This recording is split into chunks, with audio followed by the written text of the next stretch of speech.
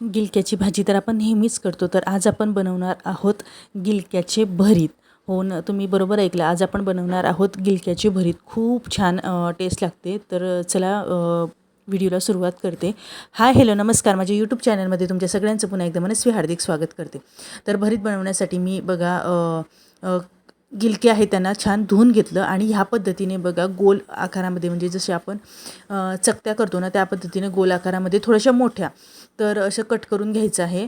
आणि सगळे गिलके कट करून झाल्यानंतर तुम्ही ना गॅसवरती सुद्धा पाणी टाकून याला शिजवू शकतात, पण मी कुकरची शिटीमध्ये एक शिटी होऊ दिली. कारण आणि पाणी टाकताना खूप कमी पाणी टाकायचं, कारण ऑलरेडीच गिलक्यांना पाणी सुटतं, त्यामुळे पाणी टाकताना खूप कमी पाणी टाकायचं आणि एक शिटी होऊ द्यायची.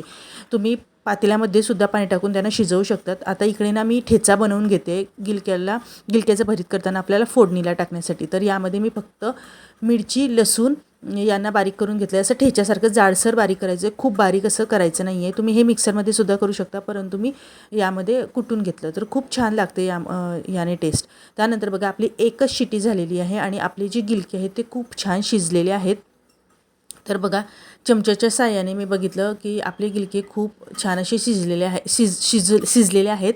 त्यानंतर बघा यामध्ये यांना काय करायचं आहे की याचं जे पाणी होतं ते पूर्ण काढून घ्यायचं आहे आणि ठेचणीच्या साहाय्याने यांना ठेचून घ्यायचं आहे.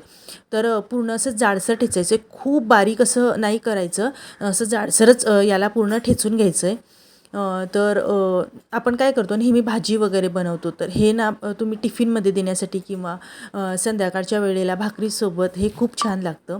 तर आपलं बघा पूर्ण असं ठेचून झालेलं आहे, असं जाडसरच ठेचायचं आहे. त्यानंतर बघा मी का कढईमध्ये एक पळी तेल घेतलं, त्यामध्ये जिरं, मोहरी आणि कढीपत्त्याची फोडणी दिली. तर जिरं मोहरी छान तडतडल्यानंतर यामध्ये कढीपत्त्याची 4 पाने टाकली. आणि यामध्ये तुम्ही कांदा वगैरे जर तुमची इच्छा असेल तर ते तुम्ही घालू शकतात. त्यानंतर आपण जो ठेचा कुटून घेतला होता, मिरची, लसूण, तर ते ह्यामध्ये घातलं आणि याला छान परतू दिलं. याला कचवट नाही ठेवायचं, याला परतू द्यायचं आहे, नाहीतर मग भरताची चवही चांगली लागत नाही. तर आपला जो ठेचा आहे तो छान परतू द्यायचा आहे. त्यानंतर यामध्ये बेसिक मसाले जसं की हळद आणि अगदी थोडासा मसाला यामध्ये घालायचा आहे. आणि चवीनुसार मीठसुद्धा मी आताच घालून घेतलं आहे, जेणेकरून ते मिक्स होताना छान मिक्स होतं.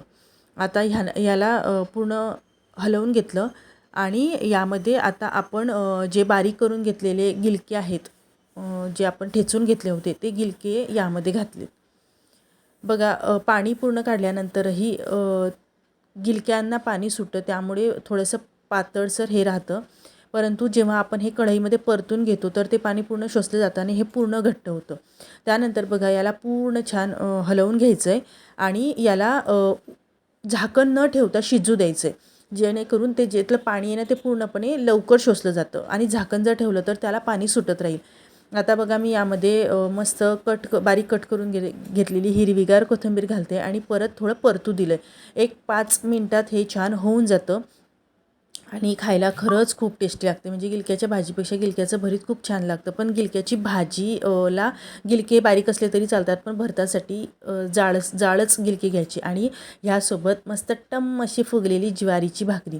तर बघा आपलं ना गरमागरम गिलक्याचं भरीत तयार आहे.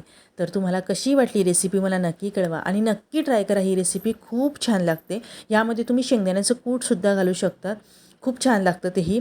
तर कशी वाटली रेसिपी मला नक्की कळवा आणि आवडल्या असल्यास नेहमीप्रमाणे लाईक, शेअर, सबस्क्राईब करायला विसरू नका. बघा गिलक्याचं भरीत, त्यासोबत लोणचं, कांदा आणि ज्वारीची भाकरी, मग तर जेवणाची मज्जाच वेगळी असते. भेटूया नवीन व्हिडिओसोबत. बाय.